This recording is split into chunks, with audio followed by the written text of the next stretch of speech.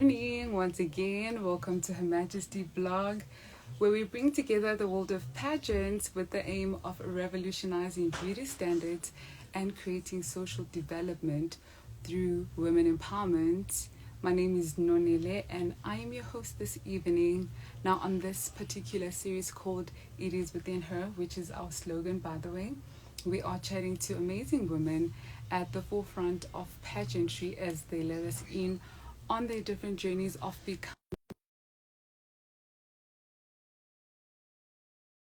all our social media platform to secure your front row seat at this incredible platform. We are Her Majesty organization across all platforms, that is Twitter, Facebook, YouTube, and TikTok. There she is, the I, lady of the hour tonight. yes, if, we All right, like I said, tonight we are chatting to the incredible Donna Maela, who is the founder and director of Miss Bahananwa Pageant. Welcome.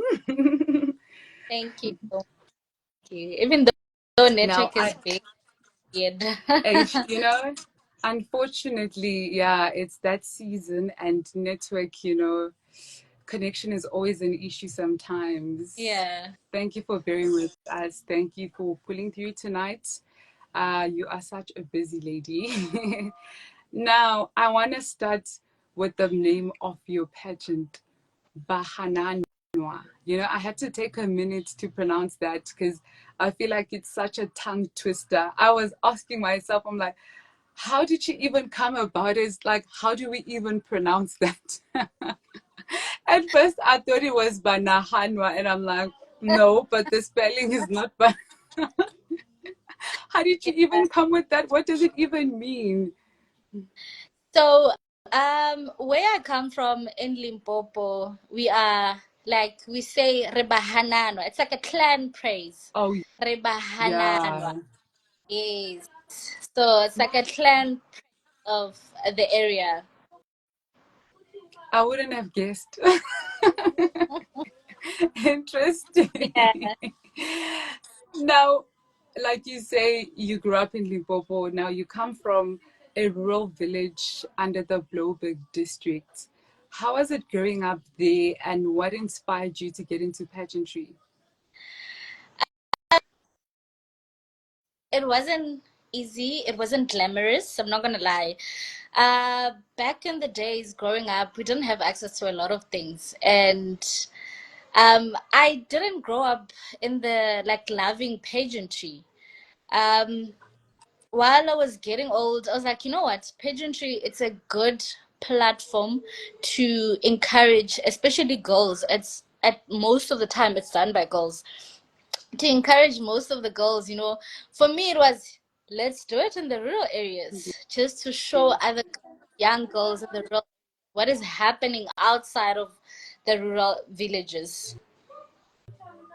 Absolutely. I mean, there's so limited resources in the villages, and I mean, nobody thinks about them unless you are from there and you've experienced what they're going through. Sure. Big ups to you, Queen, for that. Thank, I stand you. Now, thank when you came about this pageant, when you were creating it, what did you have in mind? Like, what legacy did you want to build? What impact did you want to have on your society? for me it was empowering young girls, Mm-hmm. um I believe that as girls we are afraid of tackling the world. Yes. At like back in the day, would see limited girls going for bigger careers. Um, Mm-hmm. if you see somebody doing that, it's an inspiration, So I was like, let's do a platform. Let me share my story about my journey, how I ended up in my professional setup. So sharing Mm-hmm. my story will encourage somebody at home.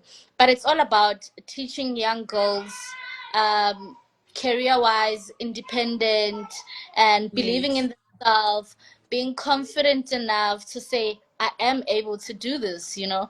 So it was all about that. Absolutely. Absolutely. That's amazing. Now, speaking of your career, you are a pageant director. On the other hand, you are a qualified civil engineer. Just balance me quick.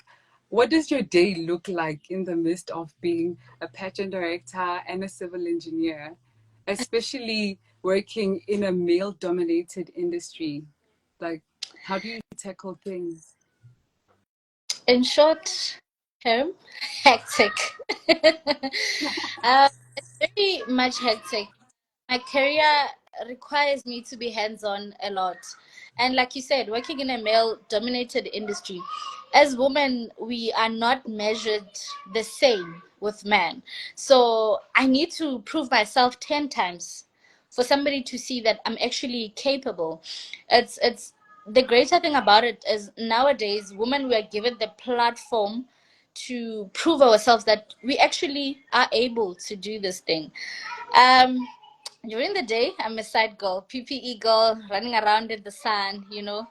Later at home, I'm here trying to plan my pageant, figuring things out for the event that is upcoming on the 26th of December.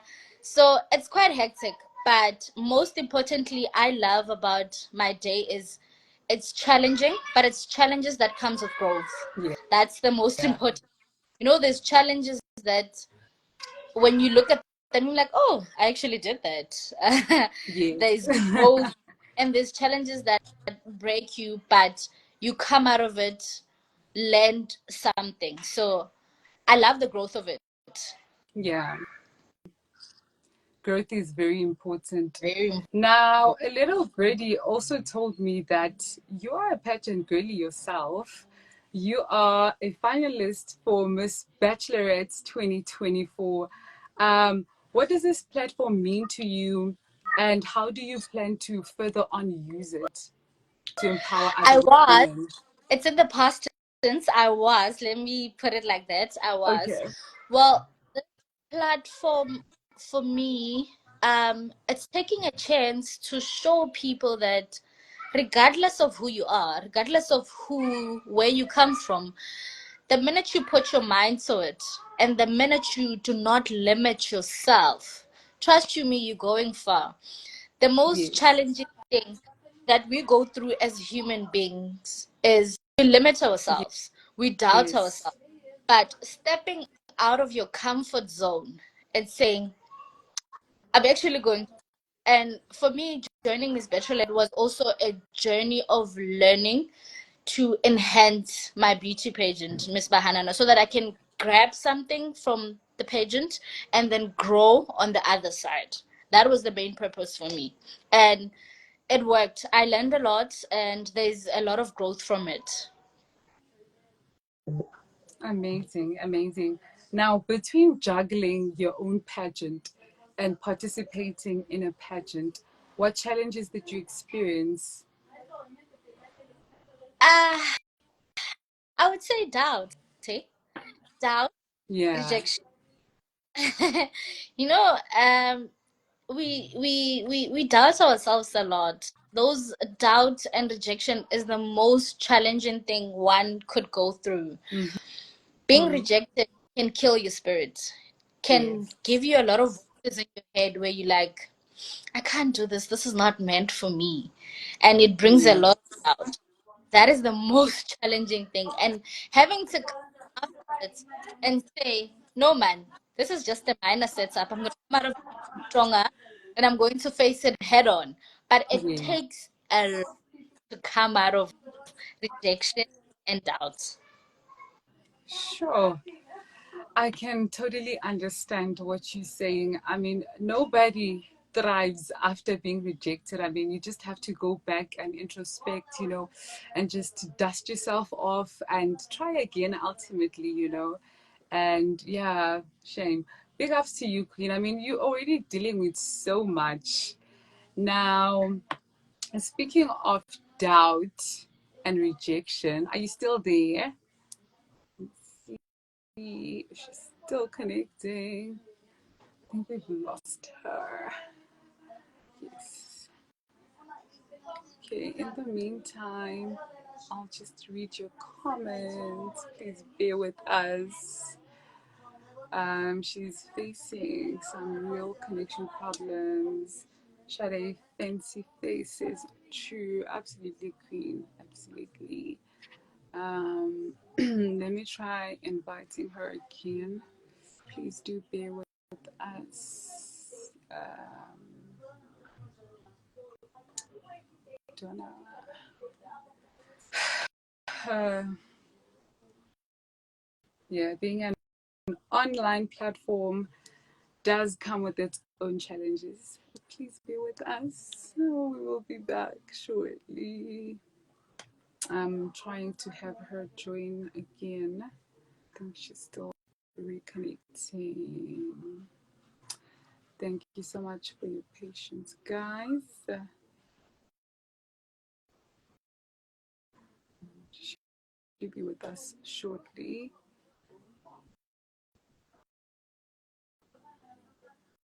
Okay. Yes, and she's back. uh, Bad. I think it's the weather. Oh, yes, the weather's not really great today, even on my side. Yeah. there's just some thunderstorms, you know. Yes, yes. I think it's like a national crisis. Apologies. Yeah, no problem. We're thankful to have you back. Now, you spoke about doubt and rejection. How did you overcome those, and how would you advise the next person to deal with doubt and rejection To in pageantry? be honest, there's no less said. But for me, it's always the bigger thing of what do I want? Why? It's the whys. Why did I start this? Is it worth it? Um, am I gonna become a better person out of it? It's always the whys. The whys are very important. Why did you start, and why are you doing it? Is it gonna bring change? It's always easy when you know why you did it in the first place. If you did it because you believe you can, to be honest with you, this year has been challenging for me to a point I was like, why am I still hosting this pageant? Like it's taking so much. But I was like, it's happy. The minute I start with the planning and then I'm out here doing the planning, it just brings out the best in me. It shows some capabilities that are not seen every day, you know? So sometimes you need to remember why you started. It helps a lot. Exactly, exactly. Now, speaking of hosting your own pageants and having so much doubt and challenges, where do you see yourself taking this platform in the next, say, 5 years? Like, where are you planning to go in future? Like, what's the vision? For me is I wish the biggest pageant, especially let me speak for my pageant, especially in Limpopo, the biggest pageants in Limpopo, they can accommodate the ones in the villages, you know. For example, if we've got winners, have a relationship with the point that they adopt the top three winners, uplift them, train them for big and bigger pageant, which is a struggle. Mind you, if I come as a village pageant organizer, approach a big pageant and say, can we work together? That you adopt the winners, uplift them, train them, show them the bigger stages because we are not doing the stages. We are still the lower level trying to go up. It's Yes, challenging to get a big pageant to commit to that. I would highly appreciate if I would get a bigger pageant to say, let's work together and uplift, get your village girls, the winners, bring them to town, let them absorb or learn more what is happening in the pageantry world outside of the village. absolutely, man. I hope someone there is watching I hope, who can resonate with you, and hopefully there'll be a collaboration of some sort. Fingers hope, crossed for you. I I really hope so. Now, also looking at your career. You are in a very male dominated industry. How do you manage, or how do you then always try to find balance with your professional self and still maintaining your femininity as a qualified civil engineer? It all starts with having a conversation with yourself, and the sometimes trust people goes away. And be like, yo, I'm going to that boardroom. I can't speak to these people. But it starts with believing yourself and saying, I'm actually capable. You know what? I can do this. I can walk into that boardroom and sell my story because I am Donna. There's no other Donna. I'm the only Donna. If I don't do it, if I don't share my story, no one else will. So it's confidence for me. And sometimes it shies away, but you have to fight with it and say, we are doing it. Believe in yourself. Believing in yourself is the first thing. If you don't believe in yourself, no one else will.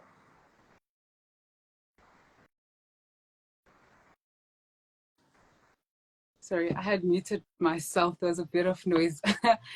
Now, that is very true, you know. It's very hard to keep yourself to yourself, you know. Sometimes you just have to conjure up that person inside of you. Yeah. I really get that. Now, you have the fight against GBV at the core of your work. And how do you believe pageantry can be a tool to fight against gender based violence? You know, the gender-based violence is a very sensitive topic. I remember I was invited to an event at work, and this guy said, Donna, I know you're going to be talking about gender-based violence, but remember, it's gender, not woman-based violence. Yes. I think we have filtered this gender-based violence a lot. We're not giving men the platform to also raise their voice, you know. I feel like if we try that, do it more often and give them a voice or have conversations with them about this matter, it would open up a lot of or close up a lot of holes that are there because it's a big problem in the whole world, you know. Um, let's accommodate men and let them also share their stories. Let them sit in those GBV meetings that it's only women. Let them understand when somebody's sharing their story. Let them understand how it feels or see, because mostly it's us women. It's always 90% of the time, it's us women sitting together talking about GBV. Do we accommodate men? Do we give them space to also have a conversation about it? There was a time somebody said to me, we always saying we are empower a girl child, and you empower a girl child to be independent. How do you empower a boy child to accommodate an independent woman? Like, it's something that we have to look at as a country or as the whole world.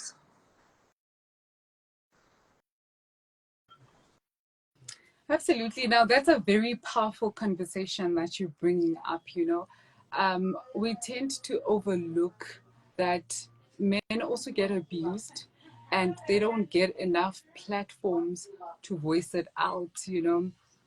Also, with the empowerment issue, also, it's always been about the girl child.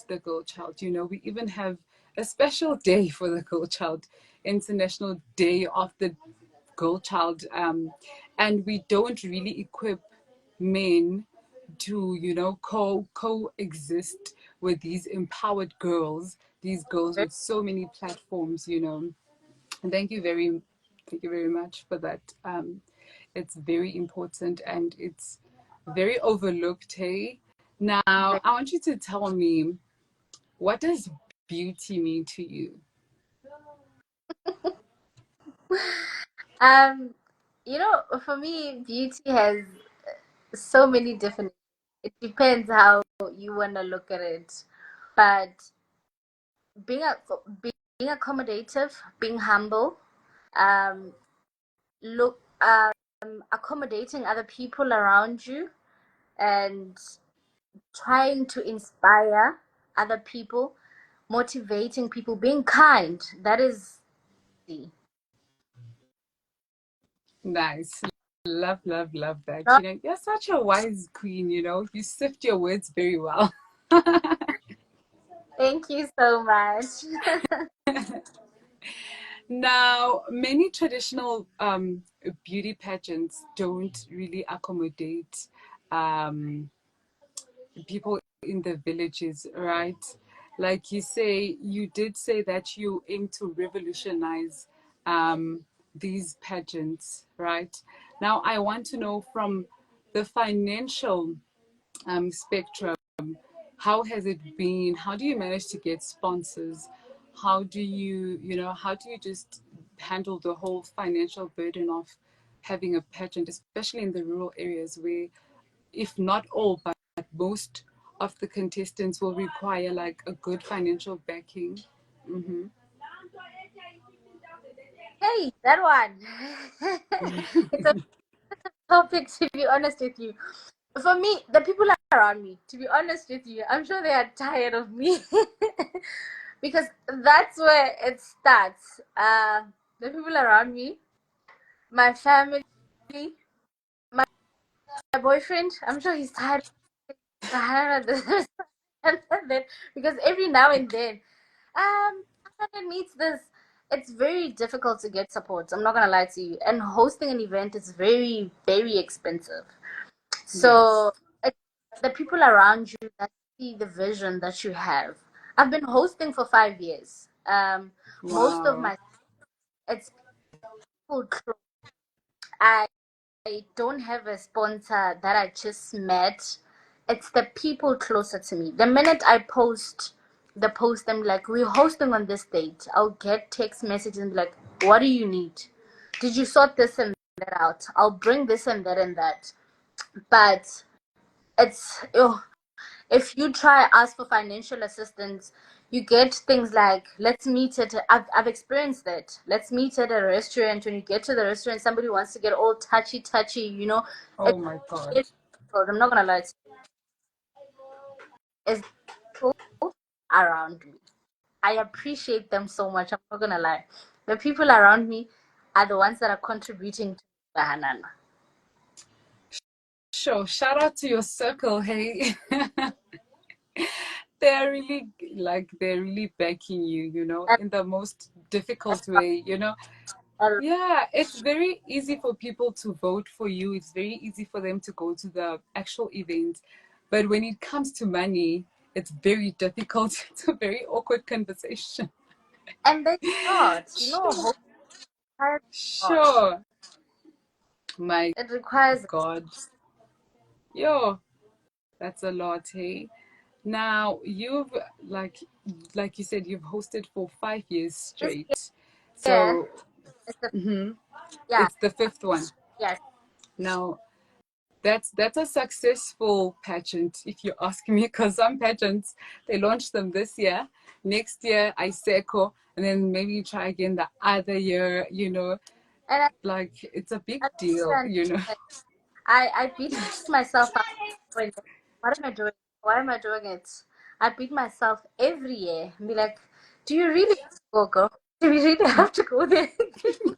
This is the season where everything is so stressful. You're like, I need to find a venue. I need to get red carpets. I need all this. And I don't blame people for giving up. I don't, or for Yeah. taking. I also wanted that, but I think I'm. Yeah. Oh man, shout out to you, Queen. I mean, we stand a consistent queen, okay? Now, I hope that you will continue with this amazing platform. You certainly are a pioneer, and what you're doing for those kids, they will never forget. They will live to tell their stories to more generations to come. You would see there was this queen who just broke the barriers and gave us a platform in the villages. I don't think there's anything more important than that, you know. So, in That, closing, what would you like to say? Anything that you want to say? please follow Miss Bahananwa. Please support Miss Bahananwa. It's not just my there's a little girl back at home who's getting her confidence through Miss Bah. There's a little girl at home who's looking at Donna for hosting and saying, if she did that, so if Miss Bahana is failing or if I'm failing, there's a little girl back home that I'm failing. You know, I always say, what you do, you might not realize who's watching or who are you inspiring, but there's somebody who's looking at your life and be like, I'm gonna walk where she walks and I'm gonna do it better. I'm actually going to walk her walk, but improve here and there. So whatever we do, man, it's a motivation to somebody else. And I wish we could be given platforms to share the stories of the villages, like back in the villages, what is happening, what are the people going through, you know, put it out there into the world so that people can see and see the challenges that we go through to get to where we are or to the message that we're trying to send back home.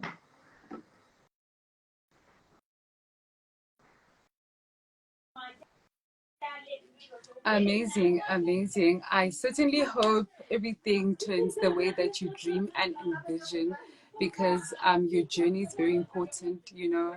Um, like I said, growing up in the villages is never easy. There's very limited resources, very limited platforms. Thank you very much, Queen, for your immense work. You truly, truly are a beacon of light. Until next time, may God lead your path. Have a stunning evening further on and an even better week ahead of you. Thank you so much, Queen. Bye-bye. Thank you. Bye. Bye.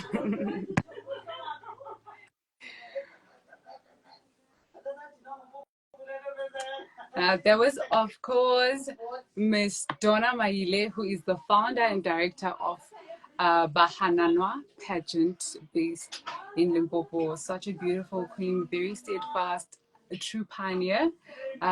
We need more women like her now. As you guys may have heard during our conversation, that she needs financial backing. She needs more collaborators.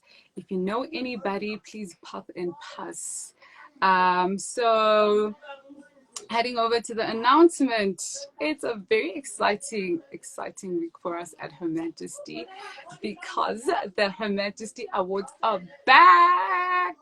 And we are going to be live this Thursday on the 12th of December at 8 p.m. sharp. Please do join us as we celebrate the best of the best interviews this year and all the individuals as well as the organizations who made us possible. Now, the winners will be announced via a special live, like I said, at 8 p.m. this Thursday. And also, so tomorrow, we're going to have the very last episode of the year. And we will be joined by Miss Teen Universe South Africa finalist for 2025, Caitlin van der Westhuizen. Now, please do stay tuned for a glimpse of yet another amazing episode. Now, if you are, or you know somebody that owns a pageant, someone who's a service provider, or somebody that does events who would like to advertise with us, they can send us an email at hermajestyorganization@gmail.com or send us a WhatsApp on 073 117 7477. Thank you so much, guys, for watching. Remember to follow us on all our social media platforms. We are Her Majesty Organization on all platforms. From me and the organization, have a great evening. I will see you guys tomorrow, same time, same place, with another queen. Thank you. Good night.